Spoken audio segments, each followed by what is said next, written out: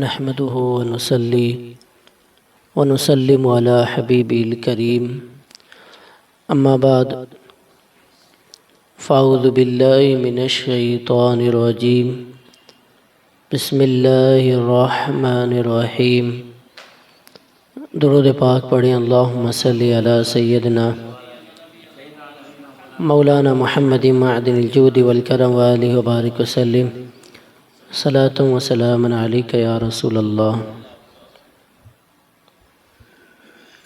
رمی جمرات کے بارے میں کل کی مجلس میں آپ نے مسائل سماعت کیے۔ جب آپ پہلے دن کی رمی سے فارغ ہو جائیں، اب رمی سے فارغ ہو کر آپ قربان گاہ کی طرف تشریف لے جائیں۔ آج کی قربانی وہ نہیں جو بقرعید میں ہوا کرتی ہے، بلکہ یہ قربانی حج کا شکرانہ ہے۔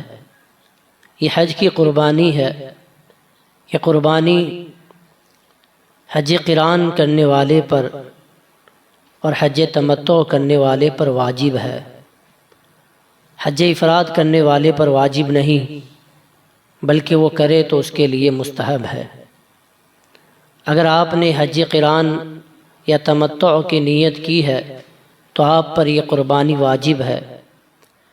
قربانی کرنے سے پہلے حلق یا تقصیر کر کے احرام سے باہر نہیں ہو سکتے۔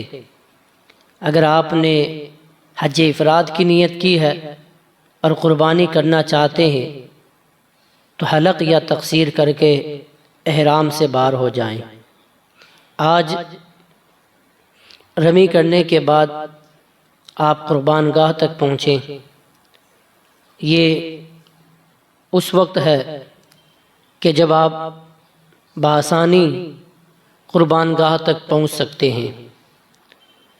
پچھلے سال ہم نے جب اس بات کے بارے میں معلوم کیا تھا تو پتہ یہ چلا تھا کہ مینا میں جہاں ہمارے خیمے تھے وہاں سے تقریباً 12-13 کلومیٹر کی دوری پر قربانی کرتے ہیں۔ تو اب حج کے دن ایسے ہی حاجی بہت تھکا ہوا رہتا ہے، ہر ایک کی جانے کی ہمت نہیں ہوتی، تو اس کے بارے میں آپ پہلے سے ہی اپنے کچھ جاننے والوں سے قربانی کے متعلق جو بھی طے کرنا ہے وہ طے کر لیں، جانور وغیرہ بھی دیکھ لیں، اور جب قربانی کرنے کا دن آئے یعنی حج کا تیسرا دن رمی کر کے جب آپ فارغ ہو جائیں تو اپنے ساتھیوں میں سے 1-2 ساتھی کو جو ہے قربان گاہ تک بھیج دیں تاکہ وہ اپنے سامنے جانور قربان کرتا ہوا دیکھ لیں۔ یہ مسئلہ بھی ذہن نشیں رہے کہ جہاں تک ہو سکے قربانی اپنے ہاتھ سے کرنی چاہیے۔ اپنے ہاتھ سے اپنی قربانی کرنا سنت ہے۔ اگر یہ نہ ہو سکے تو پھر اپنی قربانی جہاں آپ کے نام کی قربانی ہو رہی ہے تو آپ وہاں موجود رہیں، اور قربانی کرنے والا سنی صحیح العقیدہ مسلمان رہے، یہ بھی قربانی کے لیے شرط ہے۔ اگر آپ نے قربانی کہیں اور کروا لی یا اس کے متعلق پچھلی بار کئی لوگوں نے مجھے کہا تھا کہ ہمیں اتنا ڈیپ میں نہیں جانا ہے کہ کون کرتا ہے کب کرتا ہے، میں نے کئی لوگوں کو سمجھایا تھا کہ یہ مسئلہ ڈیپ میں جانے والا ہی ہے۔ بغیر تحقیق اگر آپ نے یوں ہی کسی کو پیسہ دے دیا اور اس نے آپ کو میسیج کر دیا کہ آپ کی قربانی ہو گئی تو اس سے آپ کی قربانی نہیں ہوگی۔ اس لیے یہ اہم مسئلہ ہے، اس میں آپ سب بغیر تحقیق کے یوں ہی فارمیلٹی نہ کریں، بلکہ یہ حج کا بھی ایک بہت اہم مسئلہ ہے اور قربانی کا بھی بہت اہم مسئلہ ہے۔ اس لیے ایسے سنی صحیح العقیدہ بہت سارے احباب وہاں رہتے ہیں جو ہمیشہ وہیں رہتے ہیں، وہ جو ہے جانور خرید لیتے ہیں، پہلے ہی 2-3 دن پہلے کسی بندے کو لے جا کر دکھا بھی دیتے ہیں کہ یہ آپ کے نام کا جانور ہے، اگر عید والے دن ہو سکے تو آپ آئیے، آپ کے سامنے ہم قربانی کریں گے۔ تو ایسے بندے اگر آپ کو مل جائیں تو اس طرح جو ہے آپ کی قربانی صحیح ہو جائے گی۔ اگر خود کو قربانی کرنا آتا ہے تو خود اپنے ہاتھ سے ذبح کریں، یہ سنت ہے۔ قربانی اللہ کی بارگاہ میں جانور قربان کرنا یہ اللہ تعالیٰ کو اس دن بہت زیادہ اللہ کے نزدیک محبوب عمل ہے۔ قربانی کے جانور کی عمر اور اس کے اعضاء میں وہی شرطیں ہیں جو عید کی قربانی میں ہوتی ہیں، اس لیے وہ تمام مسائل جو بقرعید کے متعلق بیان کیے جاتے ہیں وہ تمام مسائل آپ ذہن نشی رکھیں کہ کس طرح جانور ذبح کیا جاتا ہے، ذبح کرنے میں کیا کیا اس کے شرائط ہیں، وہ ساری چیزیں جو ہے آپ ذہن نشی رکھیں۔ سعودی گورنمنٹ نے چند سالوں سے اجتماعی قربانی کا ایک طریقہ رائج کیا ہے کہ لوگ بینک میں پیسے جمع کر کے کوپن خرید لیتے ہیں اور پھر ان کی طرف سے سعودی گورنمنٹ قربانی کروا دیتی ہے۔ حاجی کو ایک وقت بتا دیا جاتا ہے کہ اس وقت آپ کے نام کی قربانی ہوگی تاکہ وہ حلق یا تقسیر کر لے۔ یہ طریقہ یوں تو بہت ہی ایزی اور سہل معلوم ہوتا ہے، مگر جب اس پر غور کیا جائے تو کافی نقصانات سامنے آتے ہیں۔ جب جانوروں کی ایک بڑے پیمانے پر خرید ہو تو ممکن ہے کہ کچھ جانور ایسے بھی آ جائیں جن میں نقص موجود رہتا ہے، عیب رہتا ہے، جس سے وہ جانور قربانی کے لائق نہیں رہتا۔ چونکہ یہ جانور دوسرے ممالک سے خریدے جاتے ہیں، دوران سفر ان میں عیب پیدا ہونے کا خطرہ موجود رہتا ہے۔ خدا نہ خواستہ کوئی عیب دار جانور جیسے سینگ ٹوٹا ہوا، لنگڑا یا آنکھوں سے معذور وغیرہ آپ کے نام سے ذبح کر دیا گیا تو آپ کی قربانی نہیں ہوگی۔ دوسرا اس میں نقصان یہ ہے کہ اگر کسی وجہ سے آپ کی قربانی میں تاخیر ہو جائے اور آپ قربانی سے پہلے حلق کر لیں، ایسی صورت میں آپ کے ذمے دم واجب ہوگا اور آپ کو پتہ بھی نہ چلے گا۔ مثال کے طور پہ سمجھیے کہ سعودی گورنمنٹ نے آپ کو وقت دیا ہے کہ صبح 11 بجے آپ کے نام کی قربانی ہو جائے گی، 11 بجے کے بعد آپ حلق کروا کے احرام سے باہر نکل جانا۔ اب آپ نے 11 ساڑھے 11 بجے جا کر حلق کروا لیا اور قربانی کسی وجہ سے تاخیر ہو گئی، وہاں آپ کی قربانی ہو رہی ہے 12 بجے یا 1 بجے اور یہاں 11 بجے آپ حلق کروا کے فارغ ہو گئے ہیں، تو اس صورت میں آپ کے ذمے دم واجب ہو جائے گا اور ایسا دم واجب ہوگا کہ آپ کو پتہ بھی نہیں چلے گا۔ اس لیے ایسے بینک میں قربانی کا پیسہ دینا جائز نہیں ہے۔ ایک نقصان اس میں یہ ہے کہ آپ قربانی کے وقت اپنے جانور کے پاس موجود نہیں رہ سکتے۔ اللہ کے رسول صلی اللہ تعالی علیہ وسلم کے اس فرمان پر کہ اپنے جانور خود ذبح کیا کرو، کم از کم قربانی کے وقت اپنے جانور کے پاس موجود رہو، اس عمل پر اور حضور کے اس فرمان پر آپ کا عمل نہیں ہوگا۔ سب سے بڑا نقصان تو یہ ہے کہ عموماً مذہبی امور انجام دینے کے لیے سعودی گورنمنٹ جن لوگوں کو مقرر کرتی ہے وہ وہابی عقائد کے ماننے والے ہوتے ہیں، تو ظن غالب یہی ہے کہ قربانی کرنے کے لیے بھی ایسے ہی بدعقیدہ لوگوں کو متعین کر دیا گیا ہو، ایسی صورت میں قربانی صحیح نہ ہوگی اور حاجی احرام سے باہر ہی نکل نہ سکے گا۔ پھر جب ہم اپنے شہر میں حتی المقدور بذات خود اچھے جانور خرید کر بڑے اہتمام کے ساتھ اللہ کی راہ میں قربانی کرتے ہیں تو حرم شریف میں تو یہ اہتمام اور زیادہ ہونا چاہیے۔ ہم جب اپنے شہر میں قربانی کرتے ہیں تو خود جاتے ہیں، جانور خرید کر لاتے ہیں، خود اچھا جانور لاتے ہیں، دیکھ کر لاتے ہیں سال کا ہے یا نہیں ہے، سارے اس کے اعضاء دیکھتے ہیں کہ کہیں سے کوئی عیب دار تو نہیں ہے۔ تو جب ایک عام قربانی جو اپنے شہر میں کی جاتی ہے اس میں اس قدر اہتمام کیا جاتا ہے تو پھر حرم شریف کے اندر حج کی قربانی کے اندر کوتاہی کیسی؟ وہاں تو اور زیادہ ہمیں کوتاہی نہیں کرنی چاہیے بلکہ اور زیادہ اہتمام اور خیال رکھنا چاہیے، جبکہ وہاں ثواب بھی 1 لاکھ کے برابر ہے اور گناہ جب آپ وہاں کریں گے تو گناہ بھی 1,00,000 کے برابر ہوگا۔ ہمارا مشورہ یہی ہے، ہمارا مشورہ یہی ہے کہ آپ خود بازار سے خوبصورت، تندرست اور بے عیب جانور خریدیں۔ اگر ہو سکے تو اپنے ہاتھوں سے یا کم از کم اپنی موجودگی میں اپنی اور اپنے گھر والوں کی طرف سے قربانی کریں تو انشاءاللہ بہت فائدہ ہوگا۔ عید سے پہلے، حج کے ایام سے پہلے آپ خود جو ہے جانور خریدنے جا سکتے ہیں۔ پچھلی بار میں نے دیکھا کئی لوگ اپنے جانور خریدنے کے لیے گئے ہوئے تھے، تو اس طرح اگر خود آپ سے ہو سکے تو آپ خود جائیں، ورنہ وہاں جو لوگ رہتے ہیں جاننے والے ان کو ساتھ میں لے کر جائیں اور ان کے ذمے اپنی قربانی رکھ دیں۔ اگر وہ آپ کی قربانی کریں گے آپ کے سامنے ہوگی، یا کم از کم آپ موجود نہیں رہیں گے تو یہ تو یقین رہے گا کہ ہماری قربانی ایک سنی کے ہاتھ سے ہوئی ہے۔ اگر آپ کی قربانی ایک سنی کے ہاتھ سے ہوئی ہے، پھر گوشت آپ تک پہنچے یا نہ پہنچے، آپ کی قربانی اللہ کی بارگاہ میں قبول ہو جائے گی۔ تو جہاں تک ہو سکے ہمیں قربانی کے معاملے میں بڑی تحقیق کرنی چاہیے۔ قربانی کے بعد قبلے کی جانب منہ کر کے مرد حلق کریں، یعنی تمام سر منڈائیں، یہ افضل ہے، یا تقصیر کرائیں یعنی بال کٹوا لیں کہ رخصت ہے، حلق کروانا افضل ہے، چونکہ حلق کروانے والوں کے لیے اللہ کے رسول صلی اللہ تعالی علیہ وسلم نے 3 بار دعائے رحمت فرمائی ہے، اور تقصیر کرنے والوں کے لیے صرف 1 بار۔ تمتع اور حج قران کرنے والے پر واجب ہے کہ وہ قربانی کے بعد حلق کرے۔ اس مسئلے کو آپ ذہن نشی کریں۔ وہاں لوگ بڑی جلدی میں رہتے ہیں کہ کب ہم اپنا سر منڈائیں اور کب احرام سے باہر آئیں۔ قربانی کی طرف کئی لوگوں کا دھیان ہی نہیں جاتا۔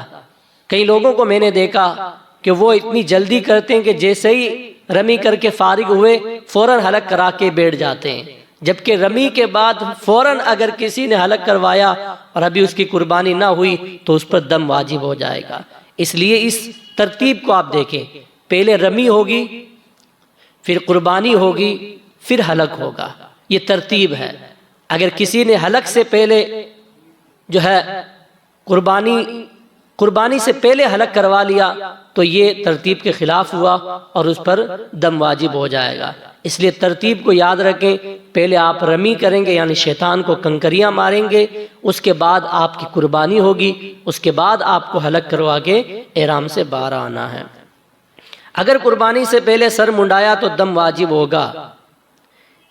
اس لیے اس مسئلے کو تمام حجاج کرام ذہن نشی کریں۔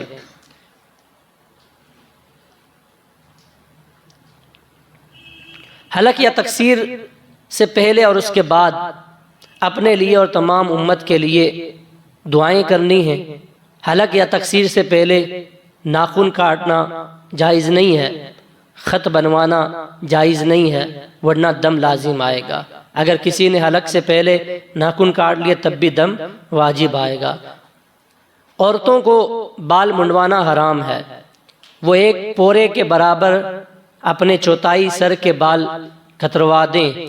عورتیں اس بات کا خیال رکھیں کہ وہ تقصیر کھلے عام یا ایسے مرد کی موجودگی میں نہ کریں جن کے سامنے سر کھولنا حرام ہے۔ عورتیں اگر اپنا تقصیر کرائیں تو وہ جو ہے پردے کی حالت میں رہیں یا ایسی جگہ رہیں جہاں کسی غیر محرم کی نظر نہ پڑتی ہو۔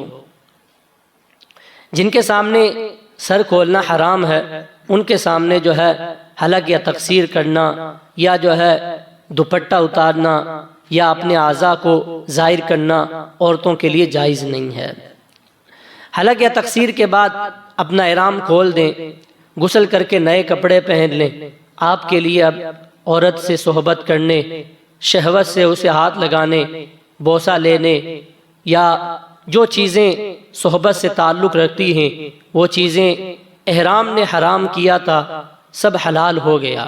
وہ عورتیں جو حج کا احرام باندھتے وقت حیض یا نفاس کی حالت میں تھیں یا اس کے بعد مبتلا ہوئیں، وہ اب تک بتائے گئے تمام امور کو اسی طرح انجام دیں گی جس طرح پاک عورتیں انجام دیں گی۔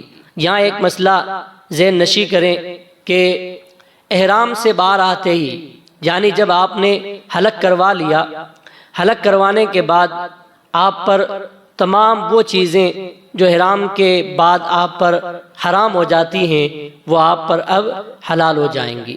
احرام کی تمام پابندیاں حلق کروانے کے بعد ختم ہو جاتی ہیں۔ اب آپ سلے ہوئے کپڑے بھی پہن سکتے ہیں، خوشبو بھی لگا سکتے ہیں، ناخن بھی کاٹ سکتے ہیں، یعنی احرام سے آپ باہر آ گئے تو تمام جائز امور جو احرام کی حالت میں آپ پر ناجائز ہو گئے تھے اور احرام کی حالت میں وہ کرنا آپ پر حرام تھا، احرام کے باہر آتے ہی آپ پر حلال ہو جائیں گے۔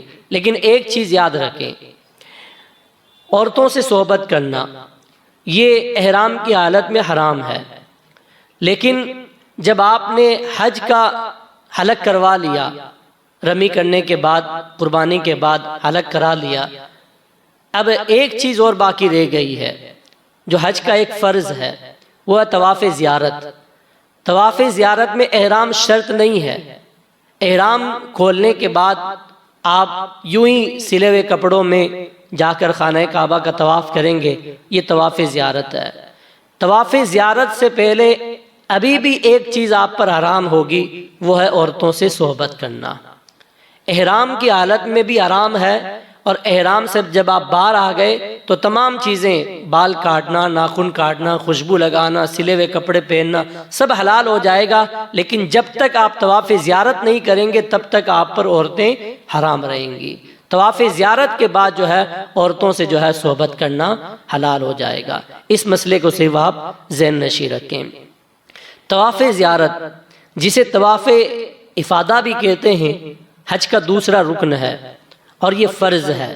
افضل یہ ہے کہ آج 10ویں تاریخ ہی کو اس طواف کے لیے مکہ معظمہ روانہ ہو جائیں، اگر ہو سکے تو پیدل جائیں، راستے میں کلمہ تمجید اور کلمہ توحید کا ورد کرتے ہوئے جائیں، اللہ رب کریم کا احسان مانتے ہوئے کہ اس نے اپنے فضل سے حج کی سعادت نصیب فرمائی، اپنے گناہوں کو یاد کر کے تصور کریں کہ اس کا کتنا کرم ہے کہ اس نے اپنے وعدے کے مطابق عرفات اور مزدلفہ میں آپ کے تمام گناہوں کو معاف فرما دیا۔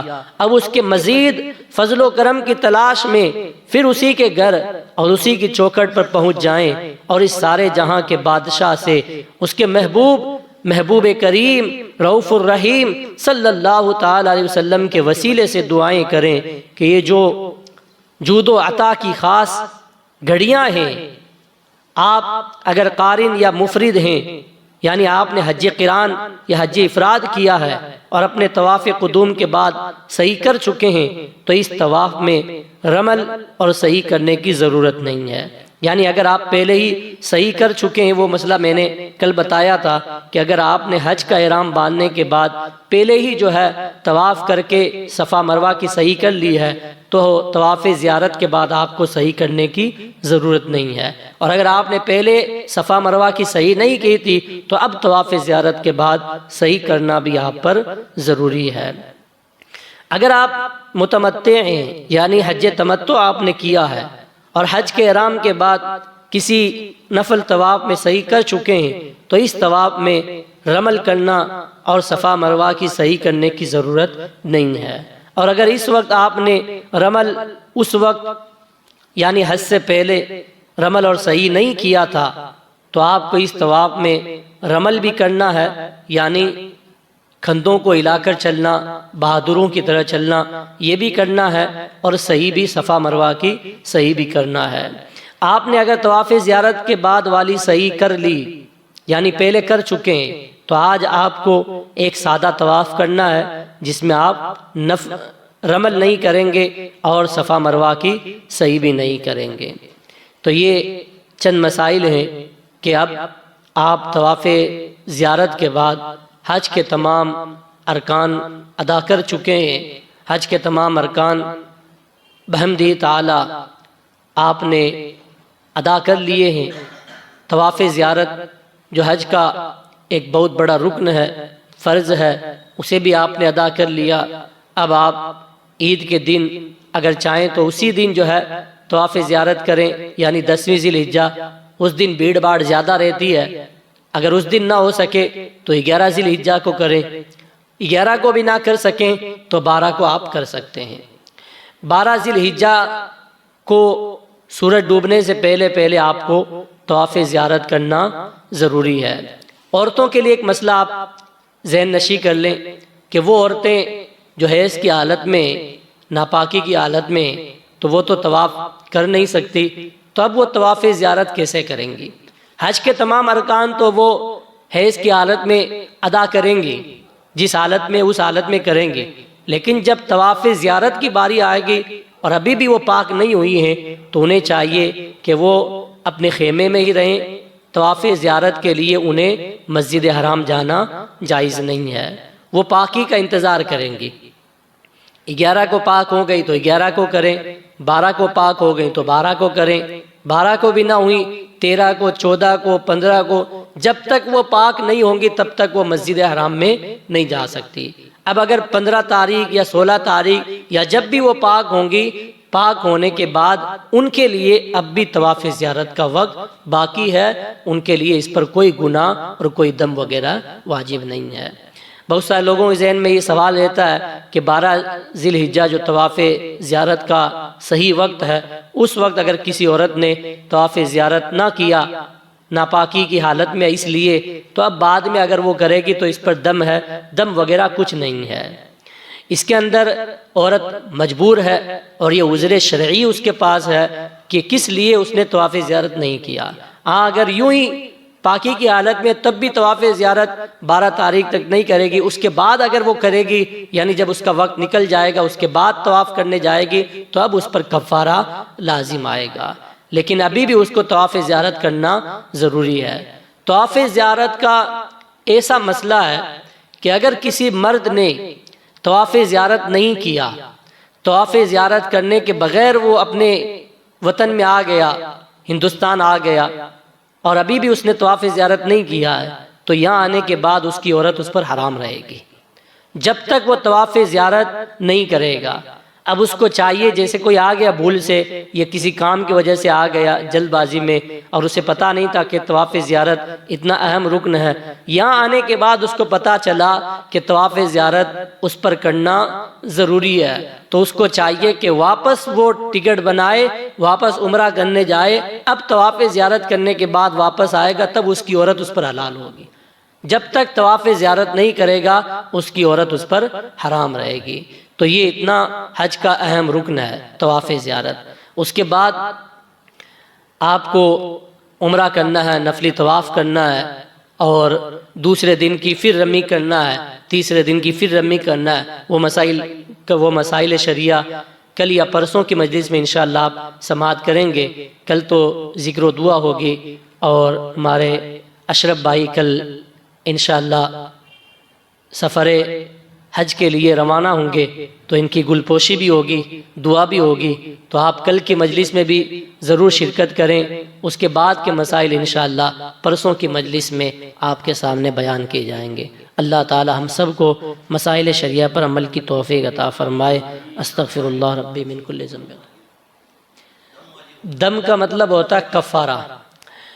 دم 3 طرح کا ہوتا ہے، کفارہ 3 طرح کا ہوتا ہے جو حاجیوں پر ہوتا ہے۔ ایک تو یہ کہ کوئی چھوٹا سا جرم آپ سے ہو گیا، مثال کے طور پر آپ نے سلا ہوا کپڑا